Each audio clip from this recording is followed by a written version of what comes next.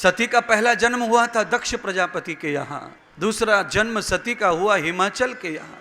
हिमालय में पैदा हुई, पर्वतों में पैदा हुई, इसीलिए उनका नाम गौरी तो रखा गणेश का, गौरी तो रखा नारद जी ने, और बाद में उनका नाम पार्वती भी पड़ा। पर्वतों के कारण अनन्य तपस्या, अनन्य ब्रह्मचर्य की रक्षणा, नारद जैसे महान दिव्य विद्वान गुरु की शिष्य बनकर के माता पार्वती ने अनंत विद्या को धारण किया। और नारद जी के कहे अनुसार ही पार्वती जी का विवाह शिव जी के साथ में निश्चित किया। और मुझे लगता है कि आज भी हम हिंदू लोग पंडित जी को पूछ के विवाह करते हैं, और मुझे लगता है फायदा भी है। अपने दादा को, अपनी दादी को, अपनी बुआ जी को, अपनी मौसी को, अपनी माँ को, अपनी ताई को, और गांव में और समझदार लोगों को, इतने सब लोगों को इकट्ठा करके तब विवाह का निर्णय लेना चाहिए। ये सामाजिक कृत्य है, ये निजी कृत्य नहीं है। अच्छा, कुछ लोग क्या कहते हैं, लव मैरिज वाले, इसमें क्या, इनकी मर्जी से क्यों करें, जीना है तो हमको है दोनों को साथ में। अरे बाबड़ो, तुम दोनों कुछ नहीं जानते, तुम काला अक्षर भैंस बराबर हो जीवन के बारे में। तुमने खाली बीटेक किया है, उसके बाद तुम्हें आगे का कोई टेक मालूम नहीं है। जब दादाजी को पूछोगे, ताऊ को पूछोगे, मौसा को पूछोगे, किसी बुजुर्ग को पूछेंगे तो वो आगे के टेक बताएगा, बीटेक धरा रह जाएगा कोने में तेरा। आजकल के छोरा छोरी कहमे महाराज, जीवन तो हमें जीना है।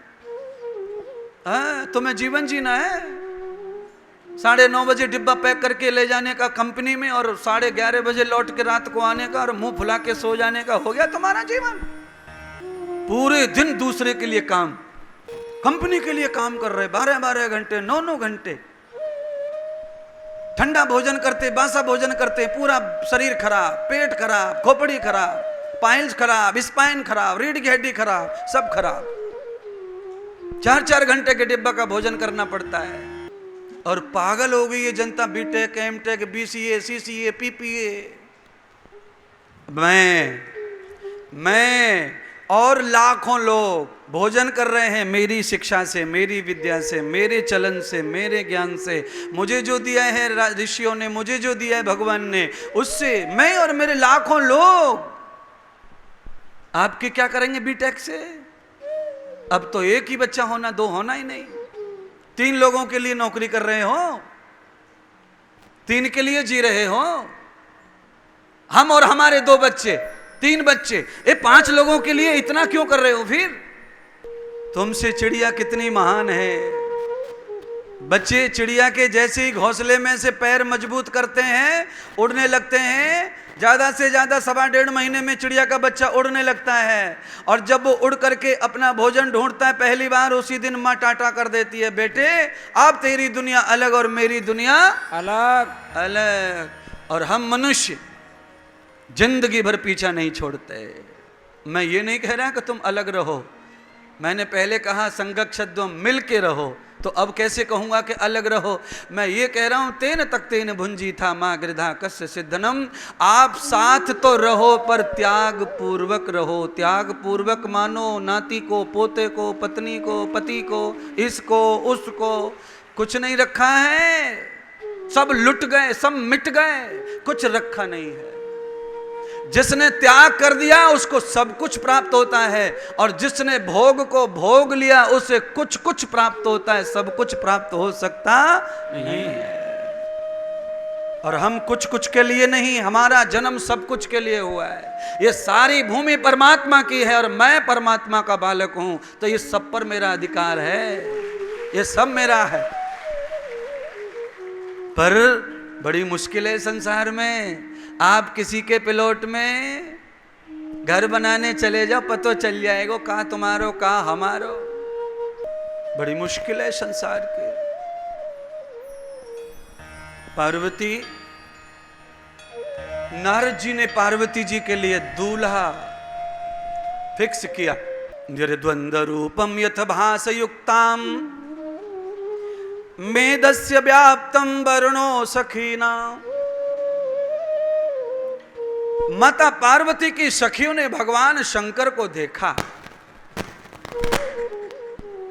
दुल्हन के साथ में जो सखियां रहती हैं उन्होंने देखा, कहा पार्वती तेरे साथ में नारद जी ने, तेरे गुरु जी ने धोखा किया।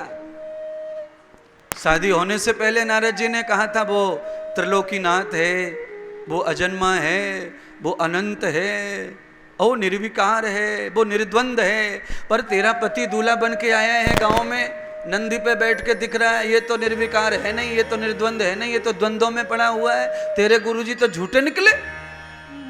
शंकर भगवान को जिस वेशभूषा में देख के किसी की बुद्धि चकरा जाए, आज सखियों की बुद्धि भी चकरा गई। वो क्या जाने भगवान शंकर का निज व्यवहार कैसा है, वो अनंत कैसे, वो अंदर से कैसे है। उसने क्या देखा, बाहर से बारात देखी, बारात, काले पीले सफेद घोड़े हाथी, ये सब देखे, ये सब भोग की सामग्री है, सब देखी। तो कहा ये कहाँ, ये तो लिप्त है, बैंड बाजे बज रहे हैं इनके। तो ये बाराती देखो, दारूबाज आए, दारूबाज का मतलब है प्रेत भूत पिशाच। अगर हम ज्यादा पौराणिक हो जाएं तो फिर इनको हम योनियां भी मानते, पर मैं सभ्यता का नहीं योनि मानने वाला, मैं गुण के द्वारा बता रहा हूं आपको। मैंने परसों कहा ना, पिशाच कैसे कहते हैं, जो खा ना सके, पी ना सके, सो ना सके, जो बोल ना सके, अपना दुख ना बता सके, प्यासा है, भूखा है, दुखी है, पर बता नहीं सकता। इस पोजीशन में जब बॉडी चली जाती है बीमार होकर के कर्मों से, पापों से, तो वो पिशाच बन जाता है। पिशाच, चारों तरफ टेबलें सजी हुई हैं, बीमार आदमी के, गोली भी नहीं खा पा रहा है, नली से जा रही है, ये पिशाच। प्रेत तो आप जानते ही हैं, जीव चला जाए शरीर रह जाए, वो प्रेत।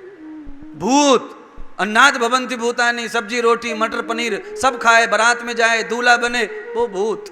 गीता के अनुसार आपका भूत अलग है, जो पिटाई से भागे, नीम के झल्लरों से, जब नीम के पत्तियां पकड़ के जब खोपड़ी पे पड़े, मोर की पंख की झाड़ू बना के जब धाई धाए करे दाढ़ी वाला कोई मौलवी, तब उतरे तुम्हारो भूत।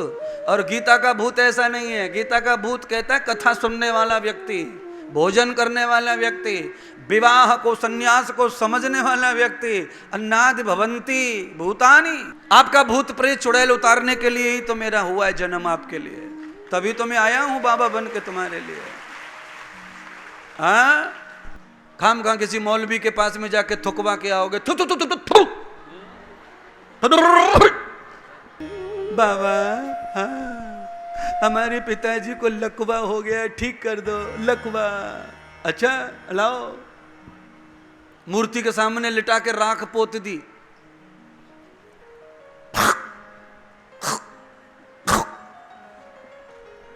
ठीक हो गया, गेयर बदल रहा है। कर्म खोटे किए, भजन ईश्वर का करने से क्या फायदा। जिंदगी भर खोटे कर्म करता रहा। महात्मा इंद्रदेव 10 साल से चिल्ला रहा है, टीवी पे लगा है, 22 साल से टीवी पे कंटिन्यू लगा है, अरे दारू छोड़ दे दारू, लीवर खराब हो गया तो लीवर कोई बदला जाता नहीं है, मरना पड़ेगा। 8 साल की गुड़िया, 14 साल का गुड्डा और लीलावती, ये तीनों रोते रह जाएंगे, और बड़ा भैया फिर इनको हिस्सा देने वाला नहीं है। इसीलिए जिसको बीवी बना के लाए हैं उसके लिए जिंदा रहो, जीवित रहो। जिन बच्चों के निमित्त बने हो उसके लिए जिंदा रहो, पीना छोड़ो।